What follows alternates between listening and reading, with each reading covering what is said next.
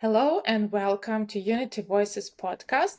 My name is Olha Plyushch and I'm a host of this podcast, and I believe that unity is our superpower. And today I have an amazing guest, Iryna Zeldes Le Broussois. She's a long-term trustee and volunteer in UK charity called Ukrainian Charity. Hello, Iryna, and thank you for joining me today. Hello, Ola. Thank you so much for inviting me. So I know Ukraine Charity was celebrating 17 years recently. So I want to wish all the best to all your team and say thank you for everything that you do for Ukraine and Ukrainian people. And please share the story, how it all started, how it is going, and what are your plans for future.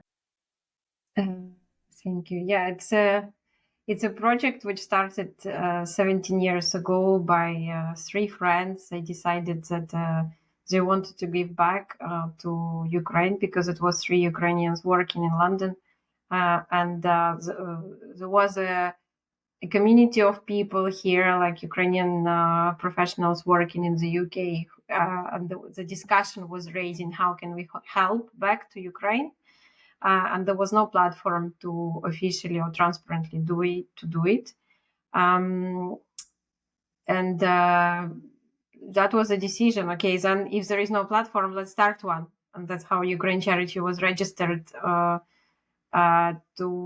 help convey help from the UK to Ukraine. And initially it started with the refurbishment of orphanage in Lviv. And afterwards we realized that yes, it can be a good platform, and if we contribute a little but by many, then we have more power to make changes. And I joined the organization early enough. I joined shortly after, like a few months after it was established, because I was a friend with one of the founders, and he offered me to come and join as a volunteer.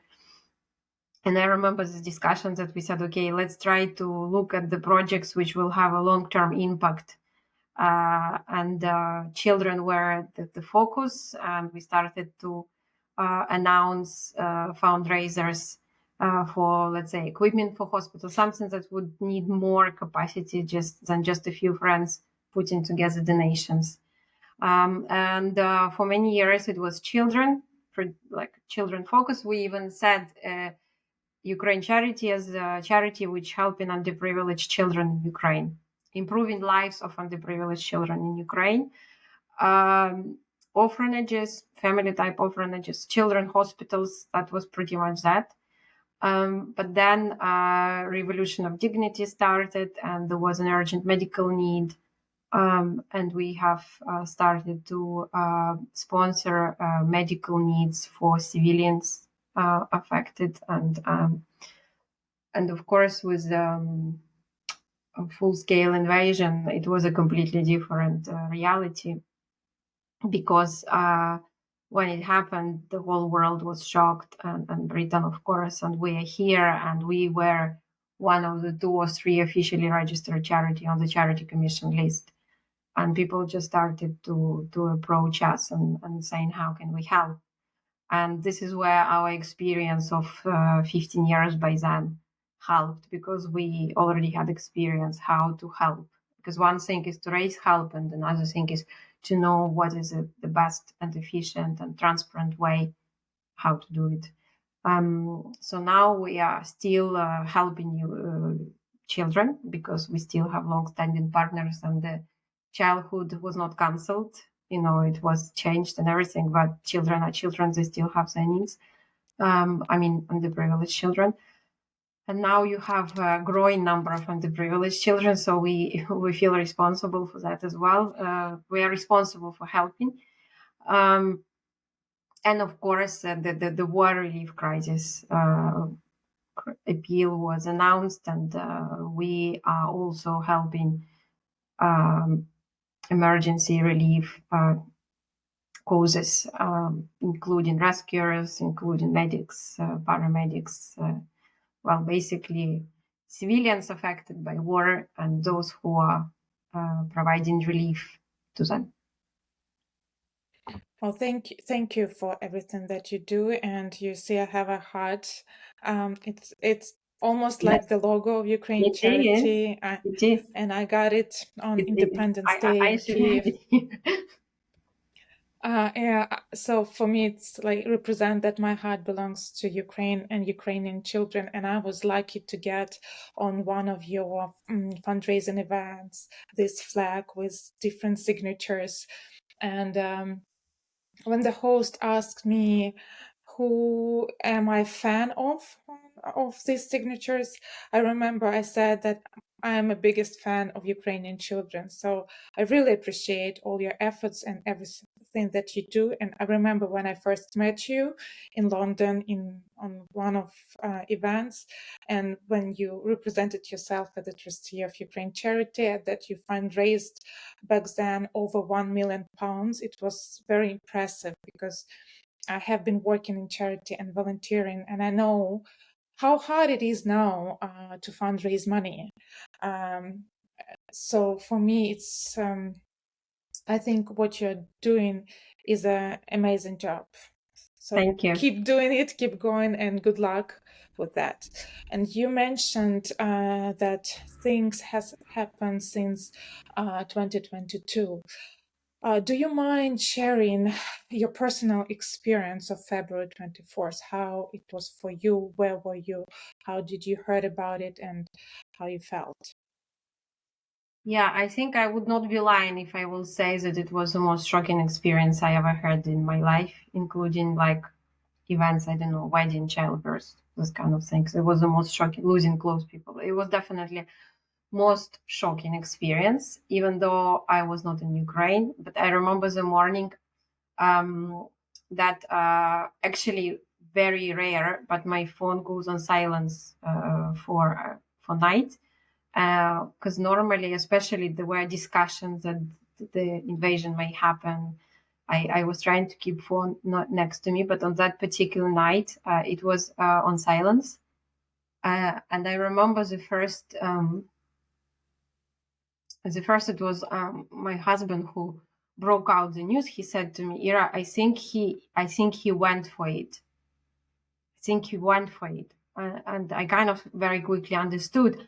And I look at my phone and I have 5 or 6 missed calls from my father in Ukraine. So I very quickly understood what is happening. And I called, and it was, mm, it was very shocking. I could speak to them, and I could hear explosions behind the phone. So it was definitely a state of panic. What do you do? How? And I remember that the neighbor came to pick up my son to take to school because on that, no, to bring a child to take to school because I promised to take that child to school together with my child. And you know how British people, oh hi, are you okay? Like, good morning, are you okay? And I said, no, I'm not. Like, normally you don't say that. You say, no, I'm not. I said, the war broke out. And I remember he was also like, and he's a doctor, so he got used to this sort of shocking uh, experiences, meeting people in shock, at least. Um, but yeah, it was of course a very difficult morning. You don't know what to do. You are in panic. You want to take your loved ones out of danger as fast as you can, convincing them to go to summer house, to go to dacha, to go somewhere, and at the same time calculating risks because you are out of risk yourself, so you feel responsible for calculating risks for those who are in risk. Um,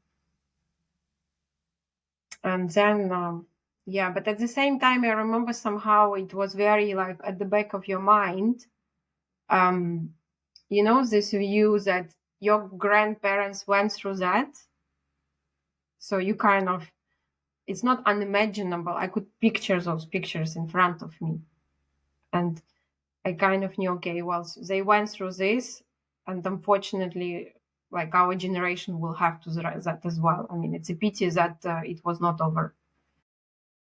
Yes, for me it was very Humanity. uh, personal experience as well. I was in Kiev with my sister, with my mom, with my daughter, and my dog back then, and we had challenges to get out of the Kiev because train station, bus station, everything was overwhelmed. There was huge traffic by everyone who tried to leave by car, and we didn't even have a car to begin with. But closer to afternoon, we were blessed, I believe, because our friend left keys from car rental company. And at that moment, when we were crossing the bridge from left bank to right bank, my dog started to cry for the first time. My dog was 5 years old back then. It was the first time I saw my dog crying. And the same moment, I realized it's been like since 6 months since independence, 30th independence of Ukraine. And I remember I was with my daughter on Hrshatyk, Майдан Незалежності, and in that car, I realized that all generations of women in my family was going through the war, because in that car was 3 generations going through the war again, because our grandparents and great great parents had this experience as well. So I think it's traumatic experience for every Ukrainian, if you were in Ukraine or you were outside Ukraine, because I don't think it could, like, for someone could live with this just like to take it as an ordinary news, because it's definitely not ordinary. And since 2022, a lot of other charities have arisen all over the world. And what challenges are you facing now, being as a charity and fundraising money for Ukraine? Well, the challenges are very similar to Ukraine overall, is to keep people being generous and donate to Ukraine. That's sort of external challenge. Another challenge is that we never have been an organization with the aim to do things like that. It was always an extra activity to your life. And that's your space to give away extras, extra time, extra resources. So the challenge is how you can do the setup that it's more important is as an organization on a daily basis, given the fact that it's still very much predominantly driven by volunteer forces. So there are both ways, challenges. One way is how to keep generally interest in what you do from donors, how to expand donors categories. And second challenge, which is equally challenge, how to carry on as a charity where you always have been driven with volunteer forces. So doing that, and at the same time not to rule out those experience you gain, so you feel like you actually have tools to make a huge difference now, and all the excuses not to do it, they are not relevant right now. So that's probably the challenge, how to carry on, how to stay in resource, to how to stay in resource to keep on doing and get creative about keeping donations. And another challenge for each charity, I think, because it has never been a charity territory for competition. I mean, at least for us, we never thought about competition as such because it was not the aim. Do you feel competition? Oh yes, now? of course, because there is a lot of competition for donation. There is a competition even within Ukrainian charities. There is a competition within charities in Ukraine. There is a competition. International charities, they also announced a lot of calls to help Ukraine, and they gained the trust years ago, and people know them. they work as a massive institution. So we are all in a big pool of competition for donations. I know that because I have been working in charity organization and I have been volunteering in many other charities, and I felt this competitive mood and this competition for grants. And sometimes I was a bit confused, like instead of to join efforts, and to do something big and good that will have impact. Some of charities try to do different small things, and well, as I mentioned, I believe that unity is our superpower, not just as for Ukrainian nation, but in general. So I think if different charities would unite their efforts for good reason, for making something significant, I think it will gain more trust from people, because nowadays it's really hard to prioritize where to donate, because there's so many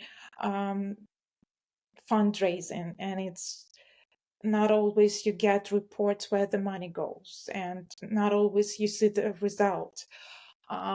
So I want to thank you one more time, because for me, Ukraine Charity is a trusted organization. If when I donate money, I know that this money will go where it has to go, and you are the charity where you have volunteers. So because there are a lot of charities who actually fundraise money to keep going and to have salaries for their staff members.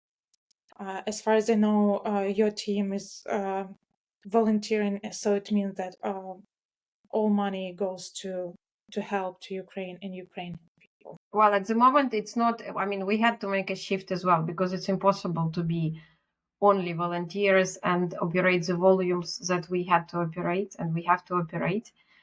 So we have now we are now channeling a little bit of funds towards help that we need to have to maintain our operations to keep on functioning, because it's just a human factor. And in principle, I don't see anything wrong with charities having salary. It's absolutely normal, because people need to feed their families. They need to do, they're doing good things.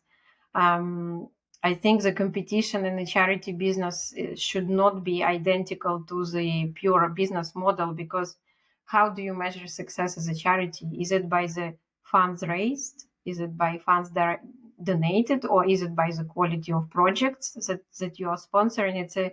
I think it's not a straightforward answer. I think the measurement of success of charity is not identical to the business world, and it shouldn't be. And I think that, Exactly. that there is nothing wrong with compensate people their time. I mean, as long as it's not as long as it's not becoming the aim of organization, I think it's important, at least for anybody who choose to donate to charity, to see the admin costs. So if the admin cost, I don't know, 10, even 20%, it's normal. There is nothing particularly wrong with that. I mean, in our case, in the last report, it was 3%, but that's also a limit. It's not sustainable. If you don't compensate people full-time engagement, then you will have another problem. You will have maybe donations, but you will not have efficient distribution of them. Yeah, and then people who will do the you job. can wave that say that, like, okay, I raised 5 million, but then you ask them, but how did you spend 5 million? And are they still on your account? And the charity is not supposed to do that. In the ideal world, charity is not supposed to collect money and wait for the better days to spend. I mean, so our aim is not necessarily, it has never been to kind of say that we raised so much. The measurement is how much difference you made with your activity. Sometimes going small and going to the territories, like for a very long time, our principle was to help those who otherwise would not source help. And it could have been, we even were asking if like close friends will know cases, even if it's, let's say, small place for disabled children in the middle of nowhere, and they had a paved area in front, and nobody would ever give them money because people would simply not know about it, and they were too small to apply for anything.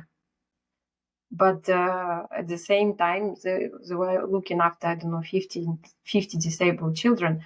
And we have sponsored that pavement, and they were so happy. They were so happy, and you made a huge difference in this way. But it's not going to be something that would look impressive on a paper. But is it Yes, really this the is what I'm measurement of talking success? about, yeah. So sometimes volume is not the only measurement of success, and financial distribution is not the measurement of success either. It's like what you define as a strategy for your work and making And for difference. charity. And in terms of personal balance, because from my personal experience, I had a period when I felt I burned out. I tried to help everyone, everywhere at a time, like was working in charity, volunteering in charity. So I had this kind of guilty feeling that I'm safe, that I'm alive, so I have to pay back. So I tried to do as much as I could to the point when I couldn't do anything. So, how do you find the balance, like this life balance, in terms of giving yourself, contributing yourself in volunteering, long-term volunteering? Well, the intensity of volunteering makes a difference, because like if you volunteer like for many years, it was always extra. So there was no question of burning out because it was extra time, something extra you do to your life. So with a full scale invasion, it became super intense, like really very intense. And then after 2 years of intensive commitment, the whole team more or less burned out.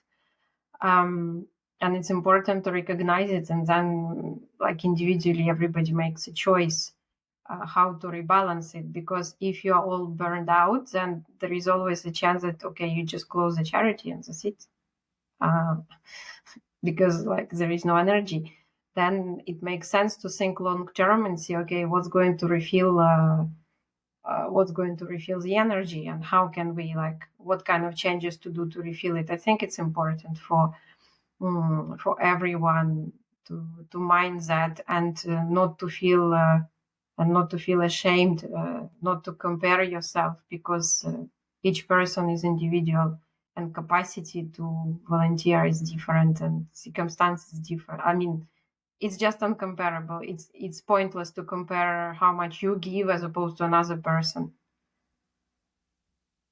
And do you have any quote you can share that inspires and encourages you at the moment, or maybe at some point of your life?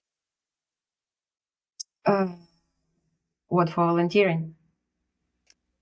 For life balance. Well, not just for life balance. I mean, that it's I, actually. Yeah, I don't have like right now any specific quote in my life as such. I think what some lessons that I have learned, and I'm sure people said quotes related to that, is to make sure that you always have enough time to spend time with people who top up your energy.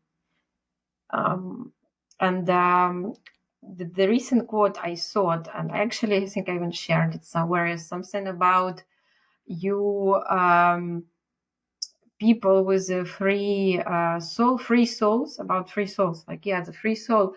I think it was said by Bukowski, that people with free souls are rare, and you always feel very good next to them.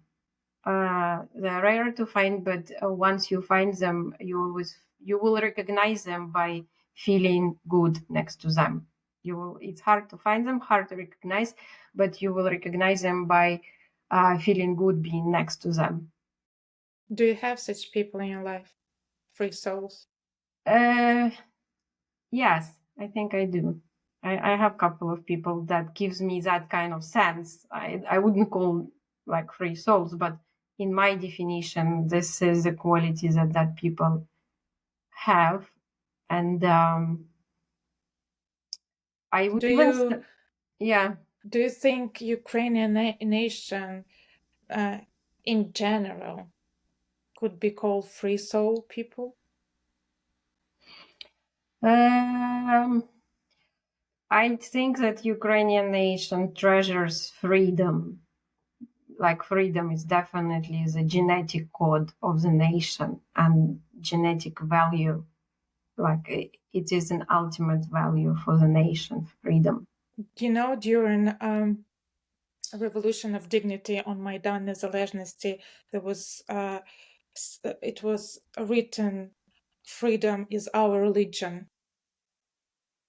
So I think this is what you're talking about. It's like for Ukraine nation, freedom is above everything, but we have to fight for it.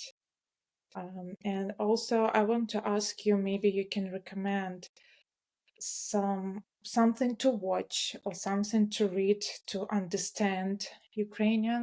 It's better. To understand Ukrainians. Yes, or to understand Ukrainians and Ukraine better. Mm, interesting. I think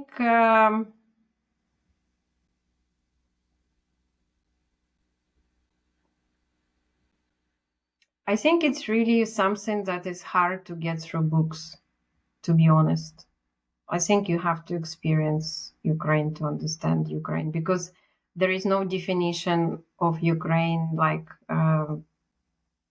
as such, in my view, in terms of understanding the nation. Ukraine is a very diverse, in my view, it's a very diverse It is indeed. mentality of people, regional differences. It's really, really a very eclectic mentality, and I think to understand Ukraine as such, it is better to maybe start from history of Ukraine.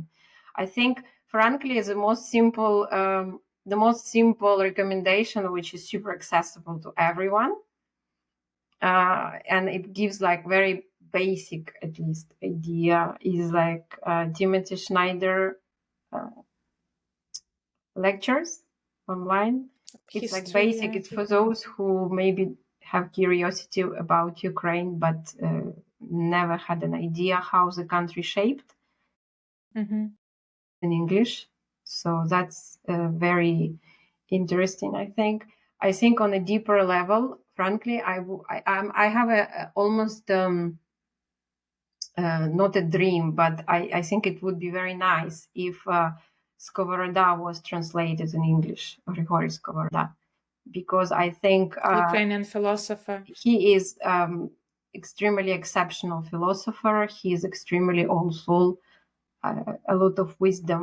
He captured, I think, very well the spirit of Ukrainian identity as well, even though it's not called Ukrainian identity, but he was essentially Ukrainian.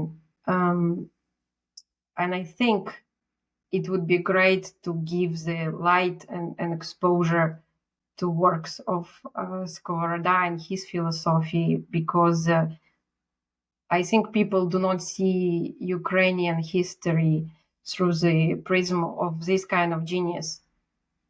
That would be nice. What about film? What a film about Ukraine maybe you recently watched or had some impact on you? You know what kind of Ukraine you want to. I mean, it really depends. I don't want to be. I haven't seen many movies myself recently. I must admit, right? I haven't. All my exposure to what is happening now, it's predominantly documentaries that I watch. 20 Days in Mariupol. This is definitely a shaker, but that's very traumatic, and I don't think absolutely everyone will be able to somehow get what you're supposed to get out of it. Featured movies, I haven't seen enough to say that okay, I think this is great. Recently, I watched Dovbush. Mm-hmm. It was a part of history of Ukraine that I have never heard myself as well. So it's great to explore it, and I think many movies which are coming out now, it's good even for Ukrainians to watch because, generally speaking, we don't know that much our own. All elements of our history and stories because history of Ukraine has been rewritten so many times. So I agree, recommendation to yes. watch about Ukraine, just watch Ukrainian movies, but make sure that they have been produced by Ukrainians and shot by Ukrainians, not by other cultures. And the question I ask everyone, I want to ask you as well. What is your superpower? My superpower, I would like to, well, I think I have a superpower. Somebody said to me a very long time ago that my mission is to be a connector in this life. Um, and it's not something that can be defined as a job or a defined place. I mean, if you say connector, it can have a strange reaction. But but I definitely have a power to connect with people and to kind of distribute the connections. It's like Iryna connecting people. I think it's easy for me to connect to people because I think I can communicate to almost everyone, and to get their essence. It's not spiritual, but I think I'm able to do that quite well. Well, thank you so much for sharing your journey in Ukraine charity and sharing your experience. Thank you for your contribution, for everything that you and your team does for Ukraine. This is Unity Voices podcast, and unity is our superpower. Please stay tuned, subscribe on our social media, and thank you for investing your time of listening and watching. Thank you, and see you next time. Thank you, Bye. Ola. Thank you so much for doing what you do. And I think that one just thing I will say, because it's unity. The name of the podcast is unity. I think that because I have been here 22 years, so it means I left Ukraine a long time ago, and big and because of the war, there are so many Ukrainians here right now, and it's a very unique feeling that you have this unity within unity, like you kind of Ukrainian, and it just sometimes is enough to be Ukrainian nowadays to connect to another person in a much bigger way than before. So I think it would be very good that we are really united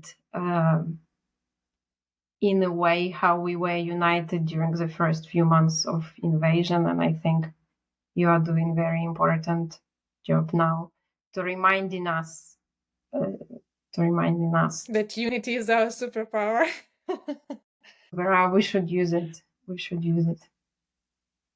Well, I do encourage to remember all Ukrainians that when we are united, we are unstoppable, we are unbreakable, and we showed our superpower during the first months of invasion because we were united. I just want to remind people about their strengths and their superpower. And I'm doing this the way I can. And thanks to my guests, people like you, I really hope that Ukrainian best days is yet to come. I'm sure. So stay tuned and be united. Thank you.